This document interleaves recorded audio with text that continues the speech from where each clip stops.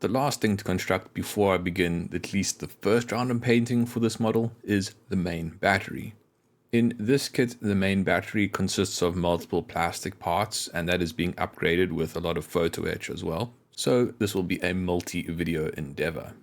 In this video, I will start with preparing the plastic components. I'll remove plastic details that are going to be replaced with photo etch, and I'll install these panels on the side of the turret. In addition to that, I will also start with installation of some of the photo etch. The parts on this sprue are generally well formed. There's a little bit of flashing that's mostly on these panels that go on the side of the turrets. Fortunately, this flashing is on flat edges that are easy to file, so this flashing can be removed without much issue. After removing all of the plastic components from their sprue, the excess plastic is clipped off and the edges are cleaned up with a bar file. Next, there are some details on the turret itself that need to be removed. There are photo etch panels that are going to be installed on this front face where the guns are and on the roof. That means that all these plastic ladders and the rivets on the roof need to be removed. To remove these details, I'm using the 5mm rotary sander with 400 grit sandpaper. I'm finding the sander very useful for this kind of work. It gives you the triple combination that's quite uncommon of being precise, gentle, and fast. Of course, this could be done with a file or just manually sanding, but you do risk taking plastic from areas where you don't want to remove it, which would then need to be corrected later on. When I first got the sanding tool, my initial concern that when sanding like this, I would take off too much plastic and create a trough where I'm sanding, but so far that hasn't happened. I've been able to sand off details while maintaining a perfectly flat surface. I suppose that's just a consequence of being able to sand very gently. I'm only using very light pressure to sand off these details. In addition to the details on the turret itself, there are details on the rangefinders that need to be removed. These details are quite a bit more pronounced. There's an entire plate that needs to be removed. This is going to be entirely replaced with photo etch, so I want it to all go and for there to be a nice flat surface. The method here is the same as before, except I am going to be sanding a lot more to remove this plate.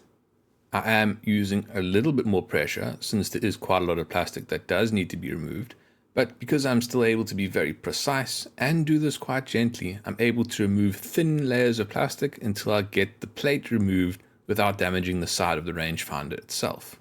I could have done this with a file, but then I would have run the risk of accidentally sanding the side of the rangefinder askew. I found it to be a lot easier to keep everything level with this sanding tool. Similar to the panels on the edge of the rangefinders, there's another panel on the sides of the turret that goes up against the base of the rangefinder. It's the same issue here, except it is in a more space-constrained place. Once again, I'm using the 400 grit sandpaper and the rotary sanding tool to eat away at this panel until I get a nice smooth finish. Although the sanding tool does get me quite a lot of the way there, because of this ridge that stands up next to this panel, I'm not able to get the sanding disc right up against it, so I do need to do a little bit of touch up with the file. Since the sanding disc has removed the vast majority of the plastic, there isn't much to do with the file, it's just a little bit of touch up, which goes quickly and easily. Now that all the plastic parts have been prepared, construction can begin, starting with the side panels.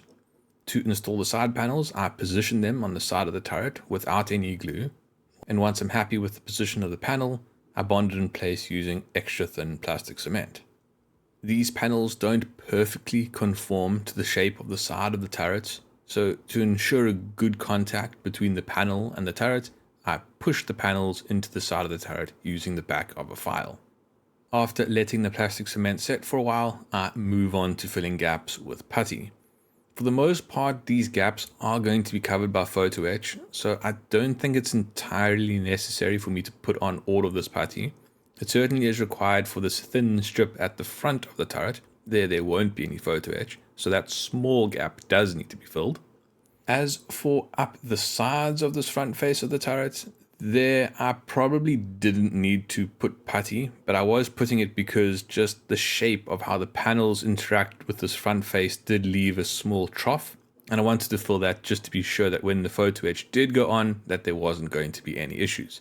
The photo etch for these panels is very thin. I wasn't concerned about the line between the side of the panels and the roof of the turret. That is because the way I installed the panels ensured that the top of the panel would be level with the top of the turret. So while you can see the seam line on the roof, top of the panel is actually level with the top of the turret. The same cannot be said about the side of the panel with this front side of the turret. I think they're close, but I can't be sure. Putty will confirm that. After the putty has been left to dry for a good amount of time, I remove the excess using a bar file. I'm using a file instead of the sanding tool because I want to be sure that the top of the putty is parallel to the side of this face of the turret. If I were to use the sanding tool, I wouldn't be able to control it in such a way that I could be sure that it was perfectly level. Essentially what I'm doing with the file is very gently placing it on the side of the turret and using that to get the correct angle to sand the top of the putty. And as you can see, there was a little bit of a gap, so it was right for me to put on putty to fill that small gap between the side of the panel and the side of the turret. The last little bit of touch up that I want to do to these turrets is just to clean up the bottom. As I said, I had aligned the panels with the top of the turret, so the bottom might be a little bit out of alignment. To clean it up, I just place it on a piece of sandpaper. This is 400 grit sandpaper, and rub it around a few times. That is all of the plastic components prepared. So it's now time to start moving on to the photo etch. The only photo etch that I'm going to install in this video are these little squares that go around these structures that stick out the side of the turrets. For whatever reason, FlyHawk has provided a lot of these squares, so I don't need all of them. I cut off just the number that I require, and then place a small drop of medium viscosity superglue on one side of the square. The square fits perfectly around these little structures sticking out the side of the turret, making it very easy to correctly locate them. Once all the squares are in place, with glue really only holding them in place on one side of the square, I then hold them down and properly bond them using extra thin superglue that I apply with a wire to the side of the square. In the next video, I will continue with the construction of the turrets. I'll install the panels on the roof and the front face of the turret, as well as the rangefinders. If you don't want to wait for the scheduled release of videos and want to watch them when they are uploaded, consider becoming a channel member by clicking the join button below. If you would like to support the channel, like and subscribe. And as always, questions are welcome in the comments. Thank you for watching. Cheers.